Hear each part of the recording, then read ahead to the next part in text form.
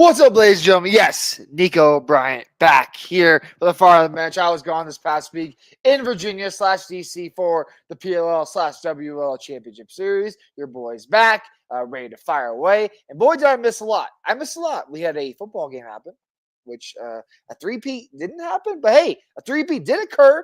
If you watch the NBA All-Star Weekend and Mac McClung winning a three-peat in a dunk contest, but it's awesome to be back. And my center attention this week, I'm going to focus on this because we're recording this late for a reason. If you're with us live late, I'm happy you're with us. But if you're catching this there, we're coming right after the Four Nations final, where Canada just knocked off the U.S. in the final. And, of course, Connor McDavid, who else? Golden goal happens again.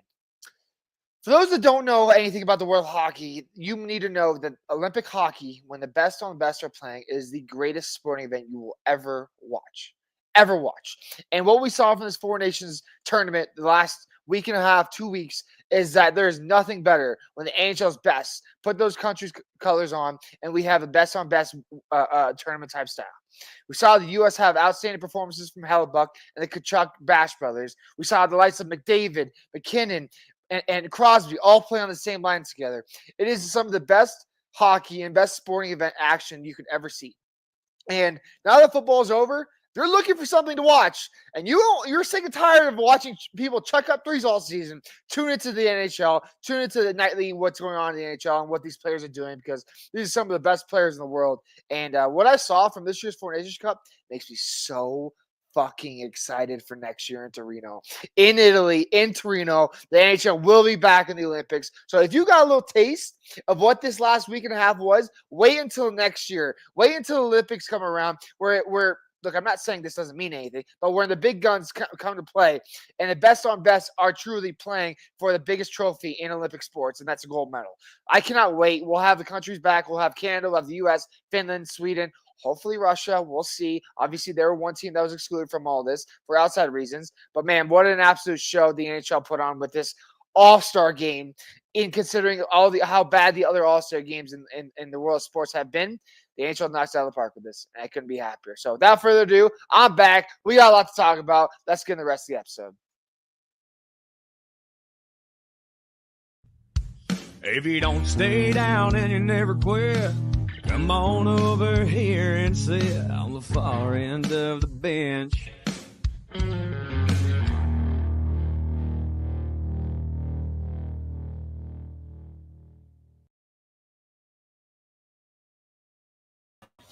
Oh, it's good to be back. It's good to have you back. I know that I started this thing by myself. I don't want to do it by myself anymore. So I can do it every now and then. And it was nice to kind of, I got to diarrhea of the mouth a little bit, and I got to go into some other stuff.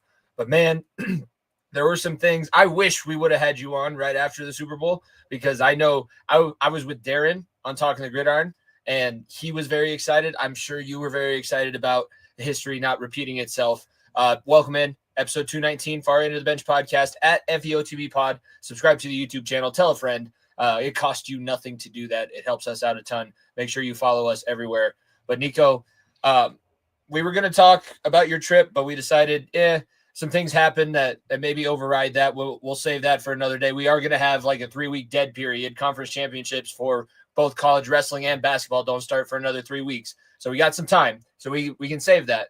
Do you want to go straight into hockey, or do you want to have your chance to dance on the Chiefs' grave? I'll let you pick first. I've let the Chiefs' downfall really sit in the past week and a half, and I want to have a full-on conversation about the hockey, where I got a lot I want to hear your thoughts on from what I've heard from different outlets and what's going on in the world that I think is very interesting. So let's start with the Super Bowl, because it happened 2 weeks ago, and I wasn't able to talk about it. Boy, oh boy, was the beatdown very, very fun to watch. It was wonderful. For those that don't know, obviously, if you lived under a rock or haven't listened to the show, I was in Virginia the last week and a half, so I watched the Super Bowl from Virginia, and luckily there wasn't many Chiefs fans. But unfortunately, or fortunately, I work with a lot of Philadelphians and a lot of people who are diehard Eagles fans, and let's just put it this way: there's a lot of celebrations when the Super Bowl happened. There wasn't a whole lot of what would they have done if they lost? That is my question. Well, let's just say things probably wouldn't have gone well. But when you look at the game, they really never had a chance of losing because of how much of a beatdown they put on them. Look, we've been saying it all year. The Eagles are one of the most talented teams on paper, by far and away. But Barkley could have been in the MVP if it wasn't a quarterback-driven award. They had Jalen Hurts playing at a top level. They have offensive weapons across the board. Their defense is one of, if not the best in football. And they're starting 2 rookies at cornerback. This team has everything you want to embody it, and this team is way better than a team that beat the Patriots 7 years ago. Now it was 6 years ago, whatever it was. It was 2018. 2018, so 7 years now. This team just came in and just put a pumping on them. And Sirianni, as much shit as we've given him on this show over the past couple of years, and I'm not one to slight, because I have also been a part of that. He coached his ass off because he knows the Chiefs are done it better than anybody. They've done it better than anybody the last couple of years, and coming from behind and winning these type of games. And he saw opportunities to pop them in the mouth and say, "We're finishing this motherfucker right now."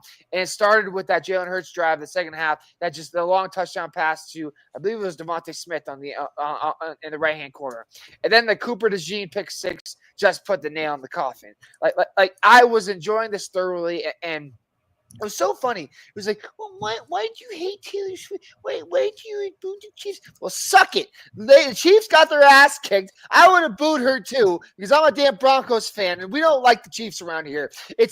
I sent, I don't know if you sent me this or I sent this to you last week. It's the old dodgeball meme, whereas Joni love Chachi when he yells, "I love you" to the stands. "I love you too" with Travis Kelce. If you don't know the reference, first of all, go watch the movie. But secondly, it's the old Joni Love Chachi where Dwight Goodman throws and hits the guys in the face after he's saying "I love you" to his girlfriend in the stands. Basically, was the epitome of the Super Bowl, and I enjoyed it thoroughly. And look, it was good. It was frankly, it was a boring game. If you didn't have an investment or didn't hate the Chiefs or didn't like the Eagles, it was a boring game from that standpoint. But as someone who will live for on and on, that those 3-peat shirts can get put away for at least another 4 years. It's a very, very nice thing. Or sorry, 2 more years at minimum. Let's see if the Eagles win next year, then we got to bring those back out. But they bought the Jimmy. What pissed me off more than anything was them going to Pat Riley, who owns the term 3P, by the way. It's a trademark term. Own the trademark 3P, and the Chiefs said, "Can we use it?" Before they won. I get it. You want to prepare, but already celebrating. Oh, those 3-peat shirts got sent to the fucking moon, baby. I loved it. It's nice. Now those third world nations will get some Patrick Mahomes, and they probably think he's a bum because of the amount of Bills shirts and the other Eagles shirts. Like, man, Patrick finally got his revenge. No, he finally took down the mighty Eagle and NFC Empire. But honestly, it was strange because I've never seen this version of the Chiefs. I mean, since that day that Patrick Mahomes played against the Broncos and we were all introduced to what this was actually going to be for this period of time, that's the worst that they've played. It's worse than they played the last time that they lost the Super Bowl. And for whatever reason, we can also talk about this. Whenever they lose in a Super Bowl, they get their asses handed to them. It is not like they're just barely squeaking out and the other team got the best of them. They are getting thoroughly dominated. And it was the worst performance coaching. It's the worst performance from Patrick Mahomes. It's the worst performance from all of his receivers all at once. It was as bad of a game as the Kansas City Chiefs could play. And frankly, that's what their season has been, right? Like we said it all season, like, oh, they're undefeated. Well, they're winning 1-point games, right? They're winning games that they shouldn't be. They did that all season long. You go back to that Broncos first game in Kansas City, where Bo Nix did everything to win in Kansas City, and obviously against the Chiefs at home, and obviously a block kick went their way. Like it felt like that the way this whole season, and they finally got to a point where they weren't able to little brother the other team anymore. Right? When they played Buffalo, they little brothered them. When they played the Texans, they little brothered them in playoffs. And then when they got to the Super Bowl, the Philly just had that Philly type of attitude. Said, "Fuck you, we're not taking this anymore," and popped in the mouth. It said, "We're gonna pause. We're gonna keep coming. We're not gonna stop coming. We're gonna keep coming." So look, look, if the Lakers could throw a parade, I don't know if that Dolphins team, remember that Dolphins team that pops a bottle of champagne after a 3-peat. 72 Dolphins, yeah. I don't know if that Lakers team from 2003 does the same thing when a 3-peat dies, but I'm sure they were very excited that they could still be the last major sport or major professional sport to have a 3-peat, because obviously college basketball has done that for the women's side for multiple years. I understand that, but major sports, it happened. So it's like I said, it was a fun game as a Broncos fan, but I guess the fun part really starts because I think this offseason, there's so many moving pieces, so many fun things to talk about in the future. I think it's just, when does a coach kind of get out of their own way? I will tell you, I'm sure that you saw it too, because you played just as much football as I have. You watched the same amount of film and you were taught by the same guy. The Eagles were giving the Chiefs the A and B gaps. They were begging them to run the ball because Fangio wanted to stay in that high shell that he likes to play, and they could get after it with that Georgia defensive line. And Andy Reid, again, it's the same exact reason why they lost their first Super Bowl against Tampa. They just don't take advantage of what's given. They want to win a certain way, and when you play that way, this is a possible outcome where you get embarrassed. And now there's questions. I think there's more questions. There were going to be their roster sucked. They were going to have to revamp their roster if they were going to do anything after this season anyway. But now you have a lot of uncomfortable conversations. I know that they're probably going to keep Kelsey if he comes back and he wants to play. I would have that conversation. He didn't do anything, and he turned it on in the playoffs. He had one good game in the playoffs. That's a guy that you could possibly look at if you're an organization that wants to turn this thing around and continue to use your GOAT at quarterback. You better figure that situation out. You better figure out if Andy Reid's going to be able to get out of his own way every now and then, or if he's just going to continue to pass you to death. That's one thing the Patriots like we don't give them enough credit for when Brady was there. Like they kept revamping themselves. Like you look at this Chiefs roster, right?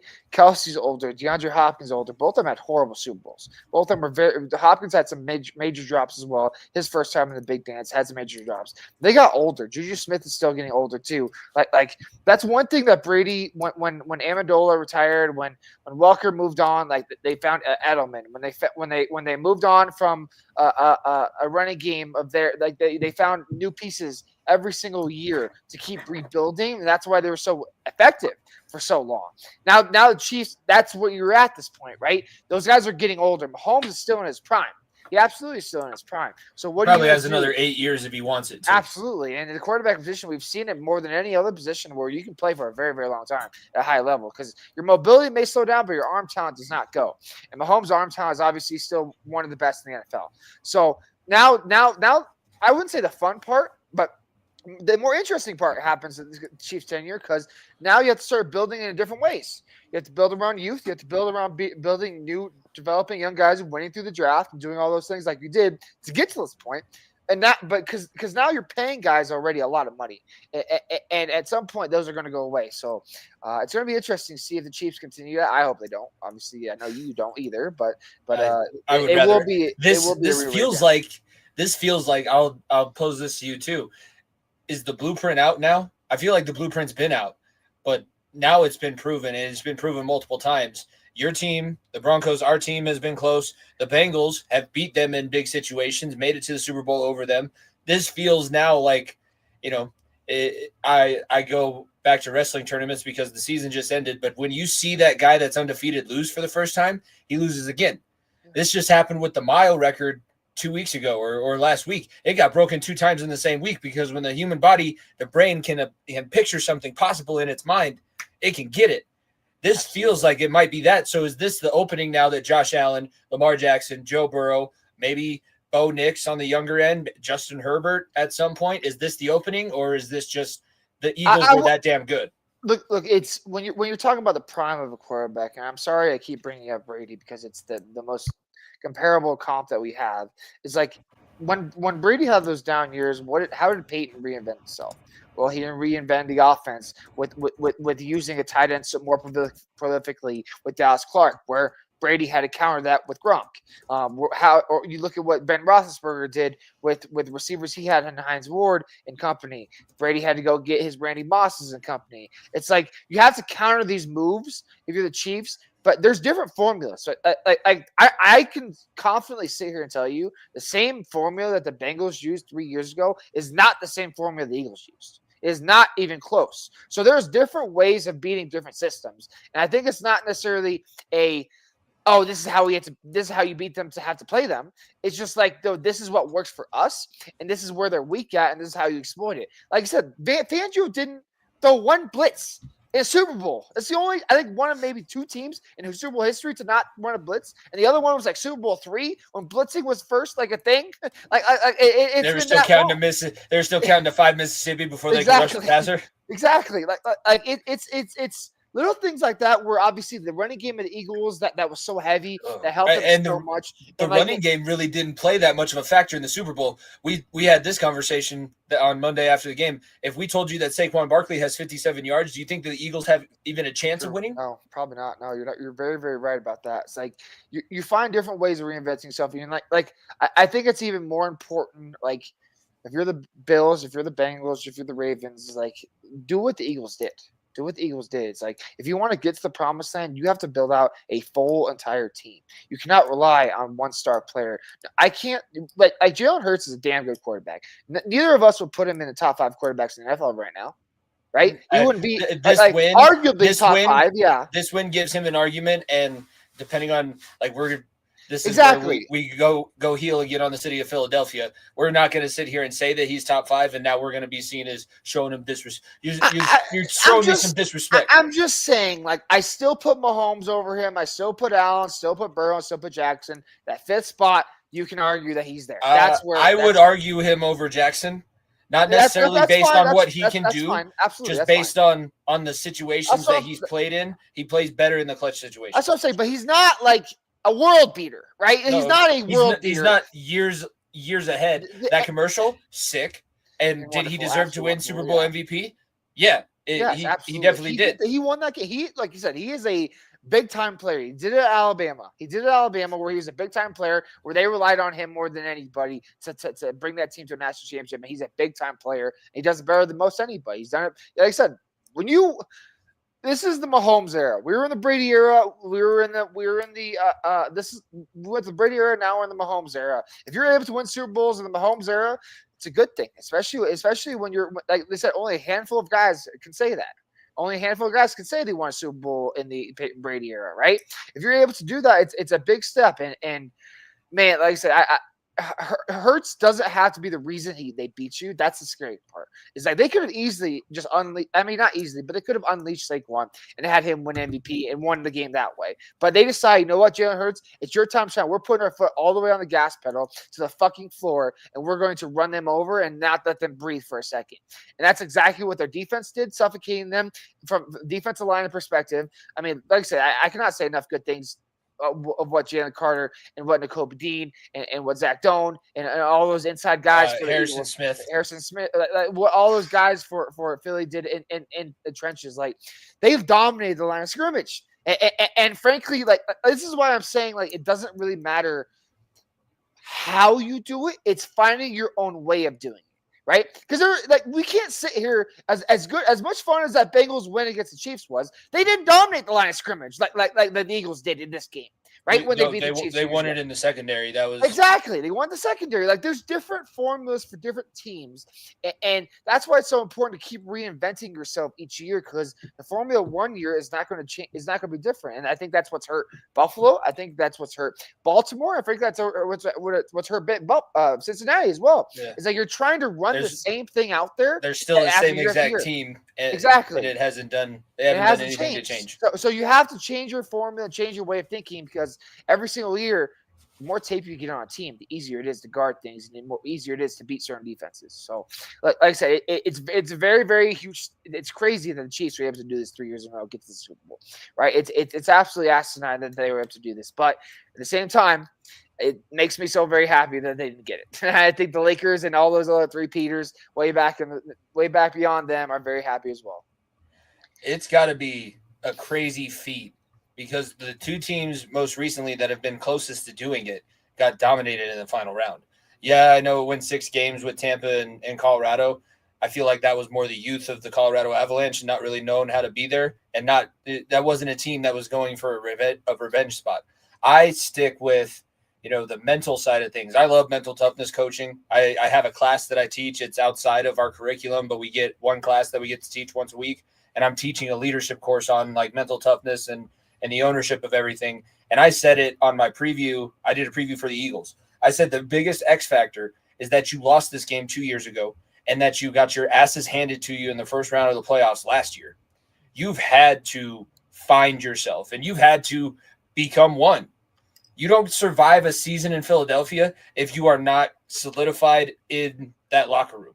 Nick Sirianni, the videos that have been coming out, he's got all those guys doing visualization practice, and they fucking believe it. They're not just doing it to placate him like everybody thought they were going to do at the beginning with his rock, paper, scissors over Zoom. They bought into what he's doing.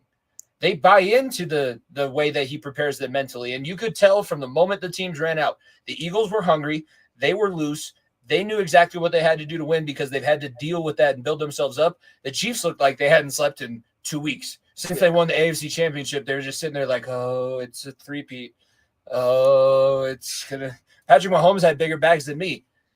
It weighs on you heavy. It absolutely weighs on you heavy. And like I said, there's a reason why it's such a rare feat in sports, and especially football. Like back to back is so difficult. Like we haven't had back to back Super Bowl winners, and I think before the Chiefs was before like 20 years. Like it's been a very, very long time since that happened. Like it's such a rare feat to even sniff a three-peat. And like I said, it's kudos to Patrick Mahomes. He's one of the best of all time at this way, and he's the best at what he does right now. And like I said, it's going to be interesting if you're Chiefs fans. Like I said, how do you reinvent yourself? Because there's a lot of questions on your offensive line. There's a lot of questions in the running game. There's a lot of questions on your defense that are going to have to be addressed if you want to get back to the promised land. I put the clip out of you talking about the Pro Bowl last week, but outside of the Pro Bowl, outside of the Super Bowl, let's take a look back. And we'll do this again in the offseason when we have a little bit more time and we'll prepare some things. But just off the top of your head, overall view of this 2024-25 NFL season, our 5th season that we've covered on this podcast. So what was season 5 like? This is the first season that my team made the playoffs. I'm very, very excited for the future of the Broncos. And I think that we're making a lot of strides. And as a football nerd and as a football just fan in general, is like I like seeing different teams win. Even though it's Philly, and I know Philly is obnoxious when they win. Like I enjoy seeing new teams win. I enjoy seeing new types of football happen, like the running game of what Barkley did. I've been known for talking about Derrick Henry on the show for years and years, and how much fun it is to see a strong, good running back lead a team, and that's what Barkley did. And it's just so funny, like. You look at the beginning of the season, and everyone was penciling Detroit in the Super Bowl. They didn't get past the first round. Everyone was penciling Buffalo as a really good shot. They falter again to the Chiefs. Like the storylines of the first season, what we think we know, just gets thrown out the fucking window by halfway the season, and that's never been more clear than this season. And I think going forward into next season, this offseason, I think it's gonna be very fun and very interesting. I think this is the first offseason where there's going to be a lot of movement. I think there's going to be a lot of movement. I think we're going to see NBA type of offseason from the NFL between quarterback carousels. So people are already talking. They're breaking the rules. They're tampering already. Of course they are. That's how things go. Crazy, there's no integrity in the NFL. It's crazy. You line guys up all media row. You don't think they're going to talk, or you see all the guys that say hanging out at Jameis Winston was just going around New Orleans last week. He wasn't meeting with you want me to play for you? Do you want me to play for you? Where should I go? Exactly. So this offseason should be a lot of fun. I'm very, very excited. I've already been looking at mock drafts for the Broncos, seeing Genty in a couple of them, seeing Loveland in a lot of them, seeing Buka in some, seeing Warren fall. I don't think that will happen. I think I'm more confident that Genty could fall. I'm an avid listener of the Joel Klatt show. He brought up the possibility of Tyler Warren, and I was like, Niko would need a sock on the door for the entire podcast if that happened. God damn! Look, if Genty or Warren as a Bronco coming whenever the draft is, March or maybe it's April. I don't even It's April. Yeah. April. If one of those two are Broncos come April, I will have a sock on the door so quickly. I will enjoy it thoroughly. What I say about knocking? Always not. Running back and tight end are the two positions that I love dissecting the most, and like the fact that we could draft one of those two guys in the first round, or frankly Loveland, even throw in his name in there, or maybe Trayvon Harrison. I'm looking at my chops looking at this running back class. I'm looking at my chops looking at this tight end class and seeing what the Broncos could do in the offseason. So it should be very, very exciting.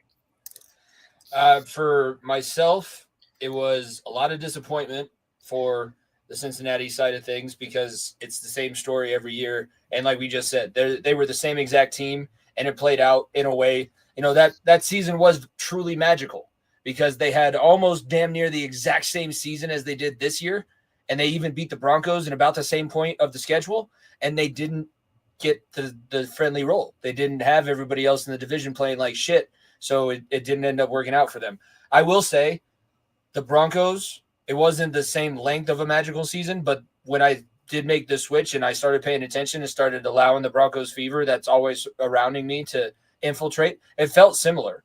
Like the team isn't as far along because it wasn't like you had a top two in the same. You had a really good guy on offense and a top player on defense. It feels like this could be the offseason that things switch. I love what Sean Payton was doing. I think there's a lot of good coaching this season. For as much as we gave shit, there were a lot of bad teams, but the teams that were doing well and played well all year were behind really damn good head coaches. And the winner, if I'm going to sit here and pick a winner for the entire season, it's Washington Commanders, because that is the largest turnaround in a professional franchise that I have ever seen. That's the turnaround that we talk about for the Buffalo Sabres every year in the NHL, and they did it. They weren't talking about it. They just turned around and they did it. Absolutely. And like what I saw from Bo Nix and what I saw from Jay Daniels is like, for us Broncos and Commanders fan, and I'm not tying myself into being a Commanders fan, I'm just saying it both in general, like it was all sugar on top of the cake. Like it's adding more sprinkles to an already delicious bunk cake that your girlfriend made overnight. Like that's what it was. It's like, it's like when we as a Broncos fan coming to the season, sure Commanders fans feel the same way. It's like if we sniffed the playoff picture, if we were playing meaningful games in December going into January, I was happy. That means Bo Nix is doing what he should be doing, and this team is taking the right steps. Now, does that mean that this team is contending for a championship right now? No, it doesn't. We got our ass kicked in the first round. We still did. Like we were so far behind the Bills and the Chiefs and the Ravens right now. That's not even funny. Okay, it's not even funny. But that's the fun part. Is like now that's young team, and same with the Commanders, have playoff experience, have big game experience. The Commanders went on 3 road games in the playoffs on their way to being playing in the conference championship. Yeah, they got blown out the last one, but that's a lot of experience that is going to even give them more confidence going into years forward. And like I said, and this makes it so interesting going into this year's draft too, because the quarterback classes this year, outside the 2 big names, is very, very poor. But like, if you're looking at trying to have these 1-year turnaround like the Broncos did, like the Commanders did, if you're a Titans, if you're a Browns, if you're a Jacksonville Jaguars, for instance, like where are you going to get that energy from? Like it's going to be good coaching, and it's going to be a quarterback play that is above average with a talented defense. And right now, if I look at those situations, Titans are very far away. Cleveland has their own problems to deal with. Jacksonville, they got a new head coach, and we'll see if he's any good. Their defense is very, very poor still. Like there's at the bottom half of this league, it's like you got to find different ways of finding who you are. And if you are in a situation like Carolina, where they're finally, after a couple of years, figuring out their identity, it can hurt your stunt.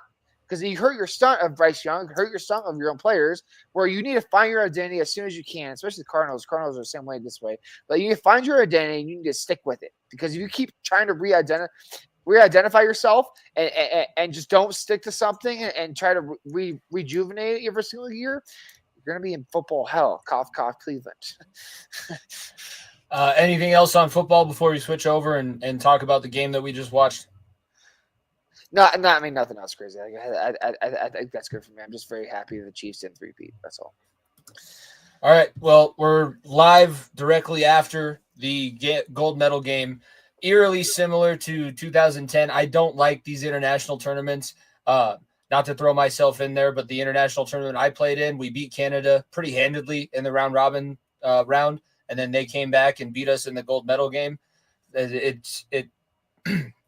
it's a bitter taste. It sucks. I'm not going to sit here and nullify the significance of the moment because obviously we made the moment way bigger after all the. It was rightful shit to talk after the game on Saturday, but it was the meaningless game. We won the meaningless one in Canada again when it's best on best and the NHL players are involved. The next guy, the next golden goal, the next generation's golden goal. Connor McDavid in overtime gets the win 3-2 over the United States. Look, I give fucking Gary Bettman so much shit on the show, and there's a good reason why I've hated him. The NHL hasn't been in the Olympics since 2014, and I still throw up in my mouth thinking about that. Well, we're back in the Olympics next year, and the All-Star game, like I'm not going to sit here going on a whole fucking hour-long rant of why the NBA All-Star game was so ass or why the NFL Pro Bowl was so terrible. This was the NHL's All-Star game. This is the week and a half, week or so that the All-Star game will be playing on. That Batman decided, let's do this Four Nations face-off. And I have to give my hats off to him because, look, be honest with you, he didn't really do much. He just said, let's fucking do it and just see if it makes anything. And it was an absolute success. It's a one and done. They'll never do it again. Which is fucking disgusting to me that they're going to try out the All-Star game again in 2 years, which is an absolute travesty to the sport, plain and simple. But look, I just find it so interesting that how much this tournament has really brought more outside things than around the world than obviously was going on. Obviously, we're not going to get political on the show, but obviously the booing of the national anthem at the Bell Center with the U.S. and then us reciprocating it up in Boston today. Like there's a lot of political things. It wasn't as loud, obviously, there as it was there, but like there's a lot of political things going on in this world, and frankly, like in my opinion, it takes away from it because these are still like this is the best two hockey teams you could ever create and that will ever represent themselves. Like Canada is the juggernaut they are. Like you trot out three of the greatest players to ever fucking lace them up on the same fucking line, and just like, holy shit, what world is this? And it's a meaningful game, right? Like the third line was all NHL captains. Exactly. We don't get this in other sports like the NBA. We've gotten this in the Olympics. We got LeBron, Steph, and KD and all that. But the NHL, we haven't gotten this since 2014. I want to remind you that, okay? I don't know about many of you, but probably some of our listeners weren't alive when 2014 was around, okay? It's been 11 fucking years since TJ Oshie went again against Russia in the Olympics. 2014. That's how long it's fucking been. And what this showed me is that hockey is just growing so much, and it's so amazing. It's like I said this over and over again. I was saying it from the fucking rooftops. Olympic level hockey, best on best hockey is the best sporting event you could ever watch. I love football. I love basketball. Olympic level hockey, best on best, playing for your country. There's nothing, and I mean nothing like it. You watch next year when we're in Torino, in Milan, Italy, and the best in the world in hockey are playing against each other once again. It is fucking this on crack. It is this on crack because let's not forget, Czechia didn't play. Germany didn't play with Draisaitl. What's the big other team, Jimmy, that probably could have won this? The Soviets, Russia. Don't call them the Soviets. If we're not getting political, definitely don't call them the Soviets. The Russians, frankly, the Russians probably could have walked through this tournament too and won it very easily. I think Canada is probably not in the gold medal game if Russia is there. Exactly. Like that's how good these other teams are. We get it all next year. We get it all. Well, and I'm so fucking happy. Like Russia's still up in the air, unfortunately. Obviously, it is. It's the fucking. I forgot what they called it last Winter Olympics. I think it was like the Olympic Committee of Russia or something. Committee of I don't remember what it's called, but either way, like if we get best on best, man, it's so good for the game. And like I said, obviously, I'm such a diehard USA fan. Miracle is my favorite movie of all time. Like I love USA hockey more than anything, and obviously my heart breaks for this, but like it shows them right there. This is like if you like, I'm not giving slight to the Kachucks and Eichel and Hughes and Jerome. They're not McKinnon. They're not McCarr. They're not McDavid. Okay, they're not the fucking four greatest players in the world. They're not. Okay, they're not even close to that. It was not fun as an Islanders fan watching McKinnon and McCarr skate circles around Team USA. Be like, oh fuck? This is what it feels like. This is not fun rooting against them. Like that. Yeah. That's it, it's such a sickening feeling, but at the same time, like what Team USA basketball is to the world of basketball is what Canada is. Like Canada dominates the sport. We have not. The United States has not won a best on best gold medal game since when, Jimmy? I believe it's either 2002 or 1996. Miracle on fucking Ice. 1980 is the I thought last they time. won one of the Canada Cups. Best on best. Not Yeah. maybe not best on best. I think the World Cup of Hockey. I don't even know what this is about. Best on best. 1980 was the last time. Like it's been a long fucking time. It's we have come so close. Obviously, the 2010 gold medal game where we lost. The World Cup of Hockey we've lost over and over again. Like we didn't even make the gold medal game in 2014. 2006, the team got knocked out in the first round of the knockout stage. Like there are so many bad situations that this team has kept getting knocked down, where Canada has just been the pinnacle of it. And the U.S., like, it's fun. It's so exciting that they're right there. I just looked it up. That makes me sick. That makes me feel worse about this game. Exactly, the Miracle on Ice. The last time. And by the way, it also makes me sick that we haven't had a movie on the 1960 team either. The original Miracle on Ice. Exactly.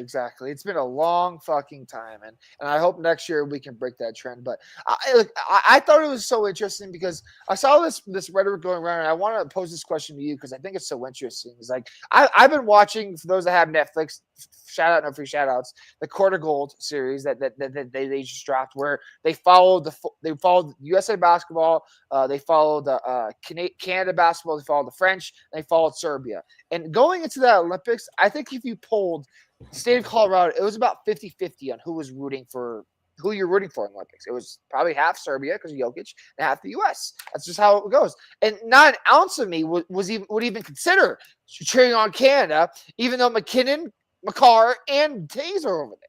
So, like, I want to see what your thoughts on, like, that whole situation and how it's so different and why we are like this. Because, like, not even an ounce of me was rooting for McCarr and McKinnon today. Obviously, in the back of my mind, I was like, fuck, McKinnon scored. Damn it, that was sick. But at the same time, I was like, damn. I at times during that USA basketball run last summer, I was like, damn, I hope Jokic can go on a run, do these great things. And that's what because he's done great things for my team. Well, McKinnon and McCarr have done great things for me too. So why do you think that Reddit goes around? Because I think it's a fair question. Basketball is an international sport, and so is hockey. But hockey has that nationalistic pride because of the way, USA basketball does it too, but it's so ingrained in all of these countries. The process, like a lot of the European countries don't dream about going to the NHL. They dream about playing for their national team. And the Europeans, the Eastern Bloc, the Norways, the Swedens, Canada, Russia, all of these teams are so driven by this idea of playing for the name on the front. And that's what international basketball means too. But the NBA is a star-driven league. Mm-hmm. If LaMelo Ball goes to another team besides New Orleans, all of those TikTok fans that were Hornets fans for the last 6 years are going to be whatever fan of the team that he is on next. That's the way the basketball works. Hockey doesn't really work like that. I love the way that Rantanen played for the Colorado Avalanche. I would love to see the Carolina Hurricanes do absolutely nothing while Mikko Rantanen is on the team. I don't give a shit. You've done what you needed to do for my team. I'm loyal to my team. I'm loyal to my soil. I'm not loyal to the individual because it's bigger than an individual. Absolutely. I think you hit the nail on the head. And the other way I was thinking about it is like the individual stars. Like I think in hockey, we're more taught to hate teams. Right? As an Avs fan, we're born to hate Minnesota. We're born to hate St. Louis. We're definitely born to hate Detroit. Like that sucked cheering for Dylan Larkin tonight. Exactly. That's just in our grains. But like when I see Kachuk, who obviously we played in Calgary, Eichel, who we played in Vegas, Hellebuck, who we played in Winnipeg, like I enjoyed it thoroughly. And like it's a team aspect and a much more team aspect. But when you go like I said, McCarr, McKinnon over there, they're not they're the star players on the team, but it's not like they are the singular driven players. Like I have no physical ties and care about LeBron or Steph Curry or KD. Like as a Nuggets fan, there are zero ties in that aspect because it's so individual sport. But Jokic, obviously there's individual ties. But when it comes to team love for hockey and team love or individual love for basketball, it's so interesting to me because we got so much shit, Jimmy, for rooting on Jokic in the Olympics. We did. Plain and simple. We were on the list of people's like, why the fuck did you do that? Well, this guy brought a championship to our city. And why the fuck do I care about LeBron? Why the fuck do I care about Curry when they haven't done anything for me, right? And I can say the same thing about USA Hockey, right?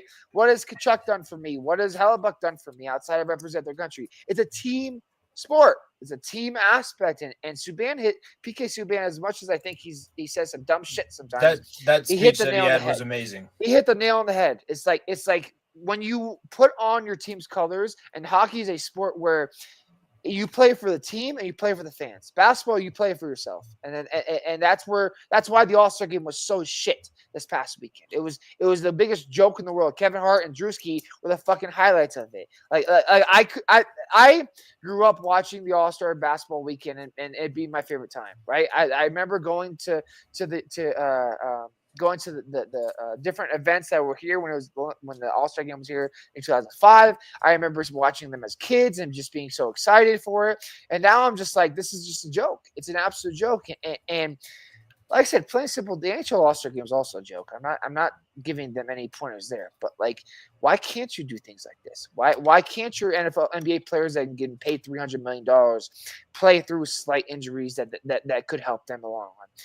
Like these NHL players are just a different breed and a different genre of player that like you have to love them. Like you have to love them. It's very hard to be a narcissist in an NHL dressing room. It is so easy. Like LeBron's proved it. It's so easy to be a narcissist in an NBA locker room. That guy is. It's not his fault because, well, I won't put 100% of the blame on himself because of the way that he's been treated since he was 16. But that guy is he cares about nobody but himself. Even more so than I think. Like he loves his family, but when it comes to basketball and his family, he'd trade Bronny away in a heartbeat. If Bronny had to be involved in that Luka deal, he'd be like, "Sorry, son. Hope you enjoyed Dallas. Maybe we'll get a little bit more playing time out there." He definitely knew he wasn't going to play in that All-Star game, and he made people waste their money to go see him. The tickets were very expensive tonight, but you got your money's worth for a $2,300 ticket. Even if you're a USA fan, you went to that game and were like, "Fuck, this is exciting." Like that was exciting. Like if you bought a ticket to All-Star Weekend in the NBA, you were like, why the fuck would I return? It was the same thought that I had about the Pro Bowl a couple weeks back. It's like, what would bring me back? Right? Like what would, if I was a fan from an outside team that wasn't the Super Bowl, what would bring me to go to the Pro Bowl? What would bring me to the NBA All-Star Weekend? There's only one thing right now that's dragging people to the NBA All-Star Weekend. It's the dunk contest with Mac McClung, who's doing the shit that and frankly, he's not good enough to be on a roster. That's the only, and so they're relying on a G Leaguer to carry their All-Star Weekend, which is as bad as it sounds already. Come here, white boy. Exactly.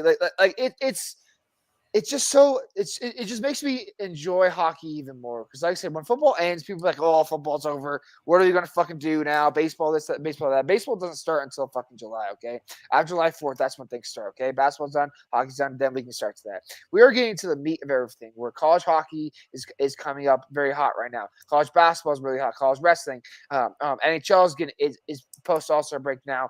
Games start again on Saturday. We're already on the second night of NBA games past the All-Star break.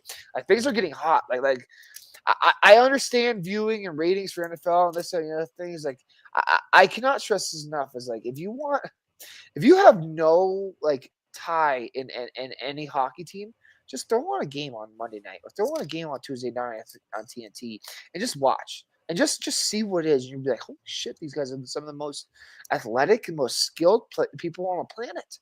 They are. It is I truly can stand on 2 feet and hear say that NHL players are the most skilled athletes on the planet. There's no one that can go as fast as they can, analyze, stick puck, control their body than anyone on earth and not hockey players. And it is truly incredible. And like I said, this is what this tournament did. It brought eyes to the sport. That's what the whole goal was. Obviously, you would have liked the USA to win. But like it brought eyes to the sport, and that's what makes me so happy because those fans that tune in tonight, we'll get the ratings in here later on this week. But there was more fans tuning into this game than there was probably any regular season. No, I know for a fact any other regular season game this season thus far of the NHL, and probably any other NBA game this season thus far. It's like the ratings are going to skyrocket because of ESPN and how well they've done with all this. And like I said, this is just a taste of what you get every single night. 10.1 million from last night. Incredible. Or the last game. The last game that these two played. Absolutely incredible. Like that rivals an NFL of a game. Like an NFL midday Sunday game. Like NBA would kill for 10 million right now. Exactly. Like I'm so, and everything that was circling around this and seeing how the Team USA circle around Johnny Gaudreau and his family too was very, very cool. Bringing out I thought there was no way we were losing after Eruzione walked out. It was like, how do you combat Gretzky walking out? It was like, oh, Mike Eruzione wearing a Johnny Gaudreau jersey. That's how you combat it. I was like, yeah, that's one way of upping the great one, I guess. But yeah, it sucks as a USA fan. I'm very happy for Kale and McKinnon and Taser and how well they performed, because it truly means something different putting on the colors for your own country. But hopefully this is not a precursor for what happens next year, because I'm sure when the Olympics roll around next year, we're going to dive deep in all this, and it's going to be even more exciting when a true gold medal. Not saying this isn't a gold medal, because it's a trophy, yes, but when a true gold medal is on the line. I think it'll be good now too, having the players know that they're going to be playing and invested in it year in and year out, because it's been on their minds for 10 years, but you haven't been working to fill that hole. Now you know your singular focus. We need to fill these gaps to be able to beat this team. Is it going to happen? It's going to be tough.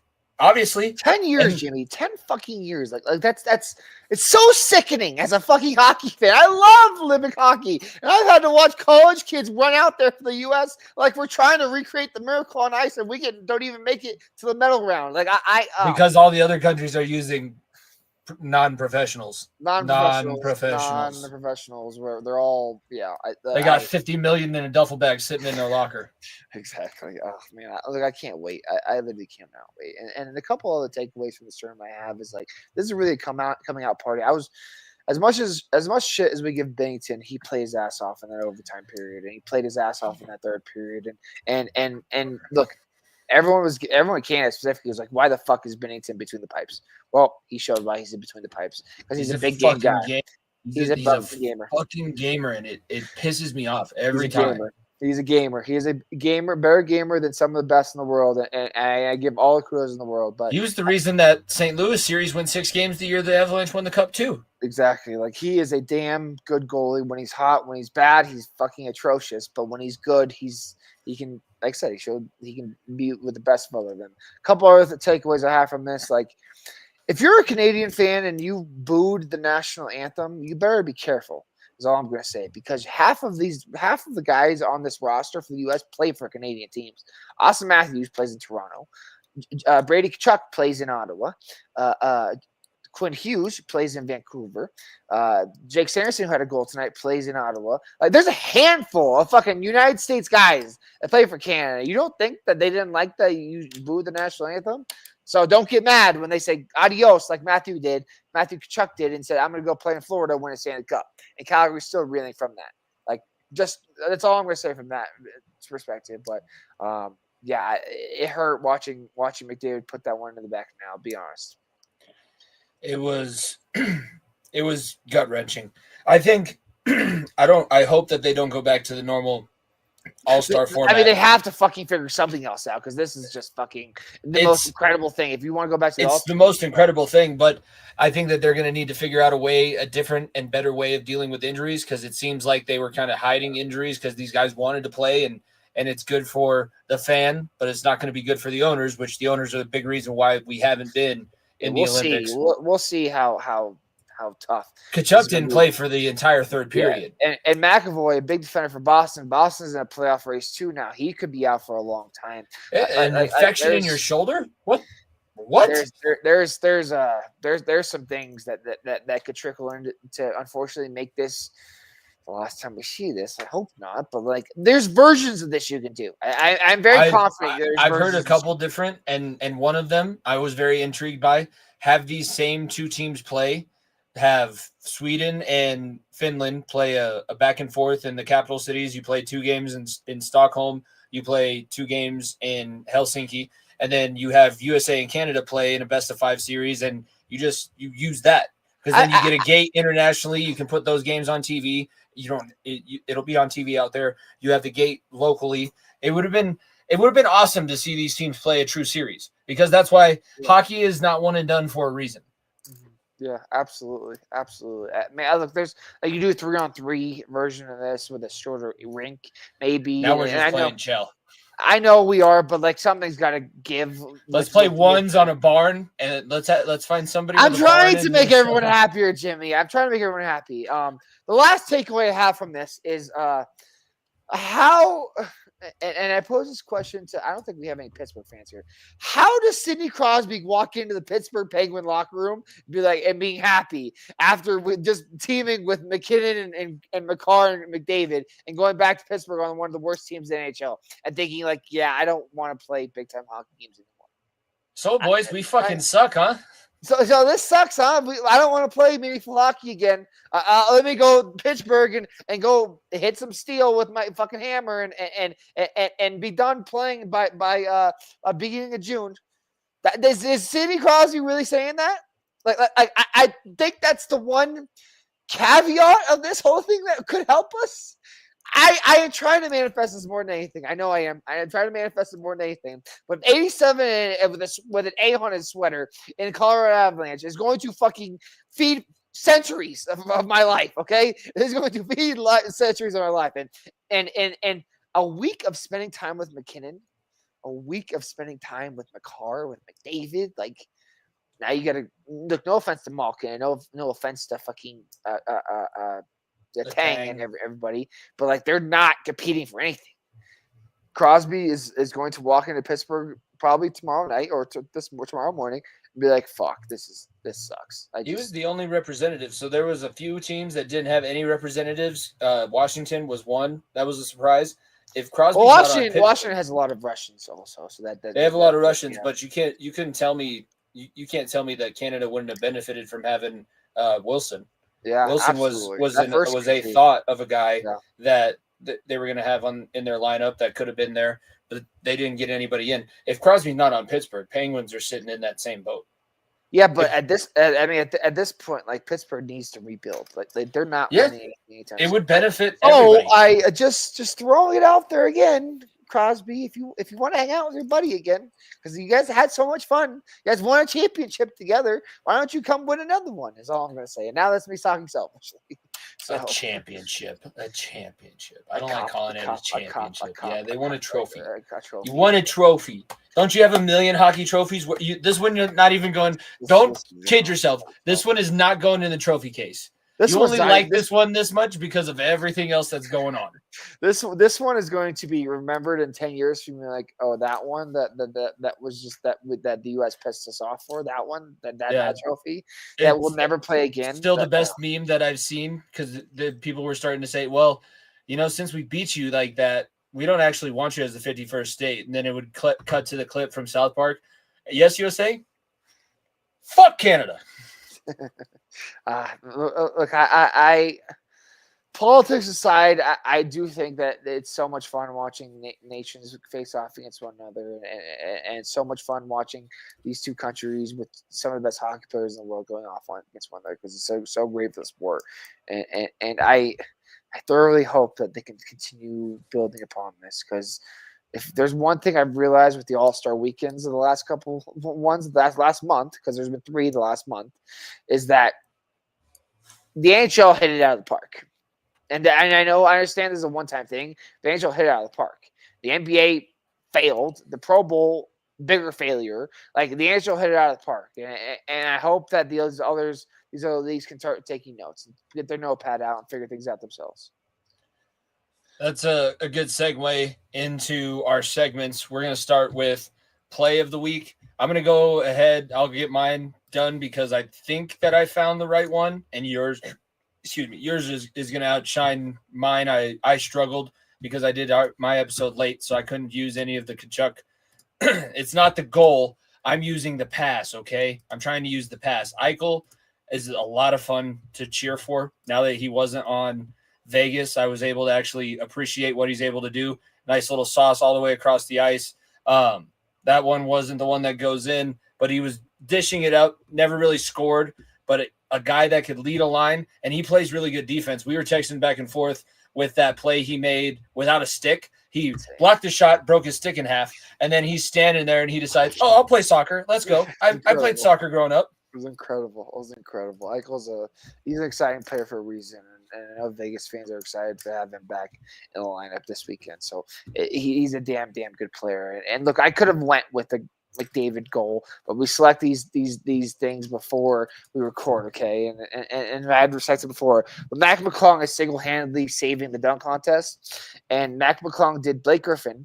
For those that remember, 2010, maybe it was 2011, Blake Griffin jumped over a car and barely verted it, and Mac McClung decided to jump over it and then do a reverse dunk over a guy. Like it was, like I said, he's doing things that he's basically getting a paycheck from the NBA saying, "Hey, motherfucker, make me show up, okay? I need to do this. I am the show here. Like maybe like look at that. His dunks are so good. You have to watch it in slow-mo to understand them.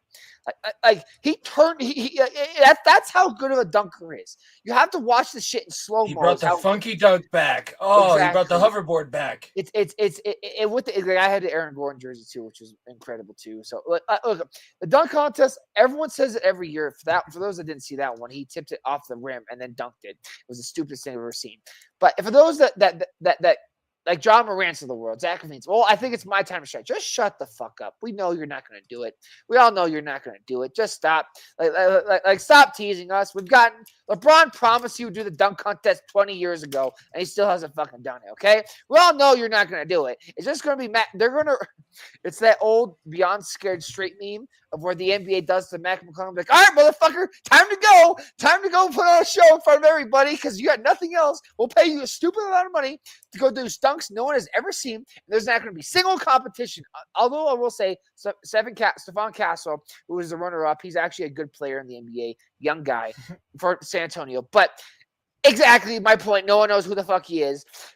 Just give me like something entertainable, like some NBA player next year. That's all I'm asking. I don't know, Jimmy. So I shouldn't just throw the ball at the hoop, like throw it in the direction of the hoop, right?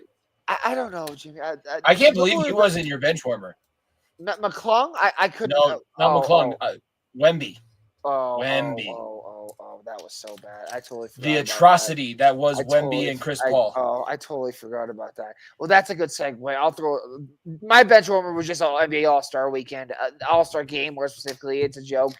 I'll throw in the Wemby. I'll have that be a part of it, side part of it.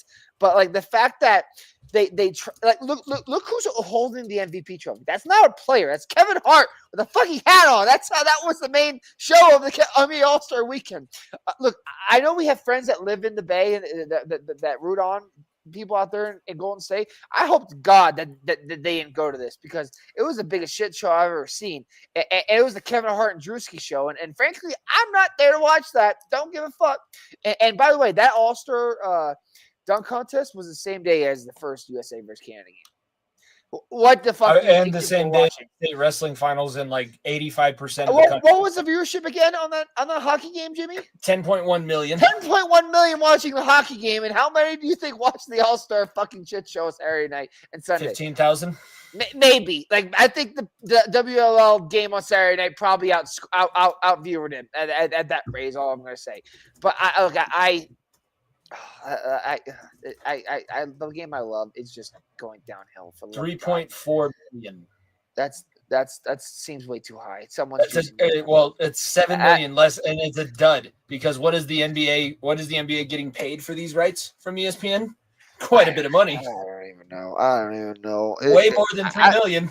It's so bad, Jimmy. I love basketball so much. And All-Star Weekend used to be so fun. It's just now the time of being like, let's tune into something else. It's time to start watching The Bachelor and revving up for the playoffs and doing something different because I can't stand watching. Invincible. We should say Invincible because I've been watching Invincible recently and it's movie. Fucking amazing. Great movie. Absolutely great movie. No, the TV show. Oh, yes, that too. Yes, that too. I haven't watched the new season yet, but I need to. I've not watched.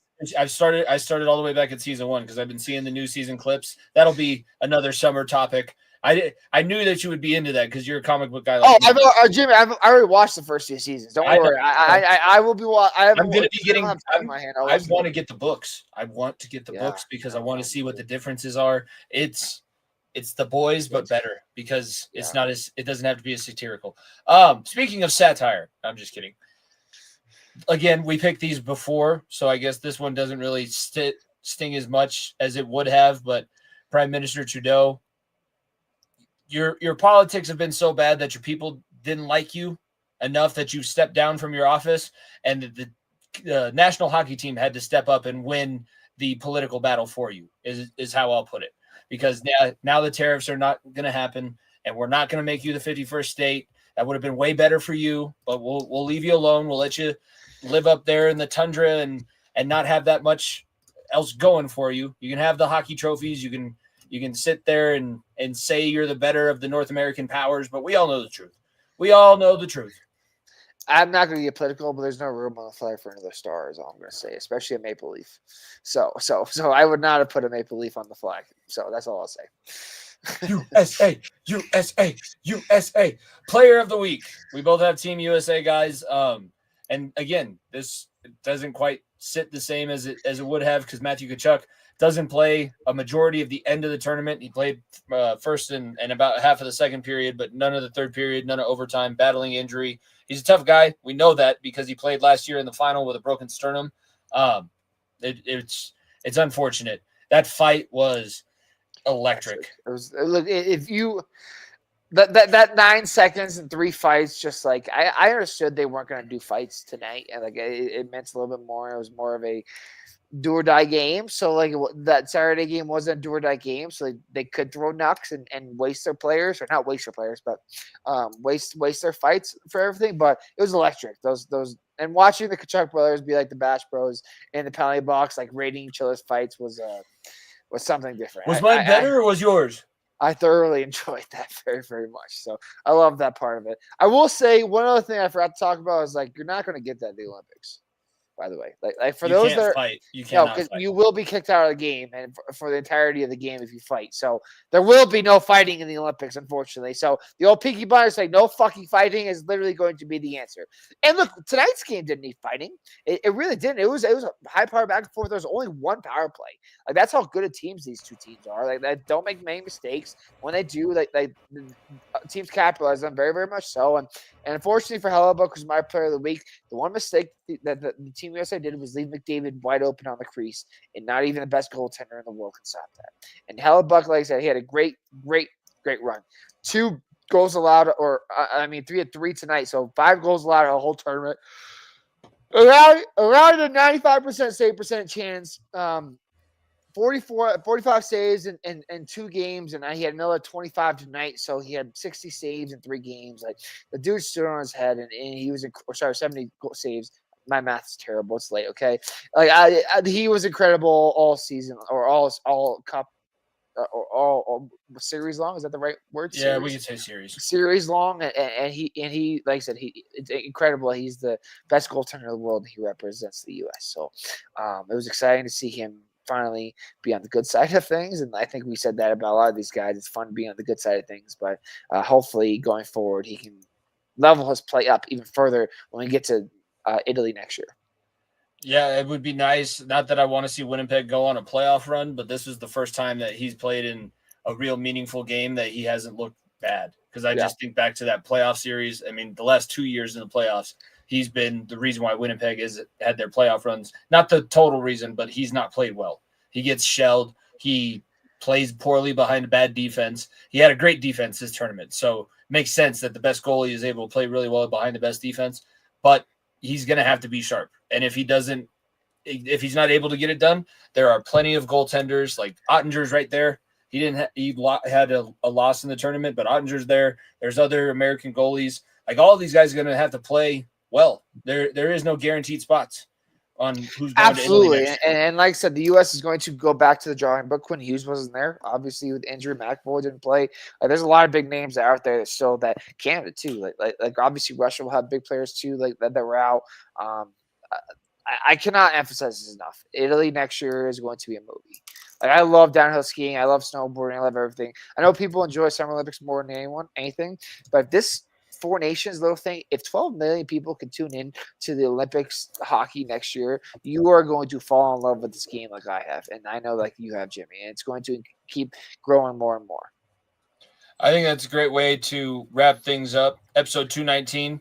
We had a lot. We didn't get into WLL, but we'll get into that coming up here over the next little stretch without much meaningful sports. There are still sports going on. So we'll be back next week for yet another episode. But I think this is a good spot to leave this one. I'm going to get this thing edited, put it out, and then I'm going to go to bed because I got an early wake-up call. And no matter what I do, I'm going to have about 30 12-year-olds ready to learn. We're learning about World War I, so it's at least fun for me to teach about, but they're going to be there. And whether I'm tired or not. Shout out to all the teachers. Spring break's around the corner. Don't worry. We're getting close. Vegas. We're getting close. So yeah. Like I said, I'm sorry to the fans that listen late. We had to do this after. I told Jimmy, I was like, we have to do this after because this is what I want the juice of our conversation to be today. Because as much as I want to talk about Super Bowl, this is what has been on my mind the most. So and I know Jimmy, we've been highly invested in this tournament since the very, very beginning, especially the game Saturday. I know you watched replays and obviously tonight's game. So appreciate you guys sticking up late with us. All right. Make sure you follow, subscribe at FEOTB Pod. Tell a friend. Like I said at the beginning, it doesn't cost you anything, and you can leave a comment down below. Roast us with a rating, but make sure you leave it as 5 stars. Does not matter. We just want the interaction. We'll go back and forth with you guys. We got plenty of things to talk about. For myself, Jimmy Pilato, my co-host, Niko Bryant, episode 219 of The Far End of the Bench. We will see you guys next week. Peace. If you don't stay down and you never quit, come on over here and sit on the far end of the bench.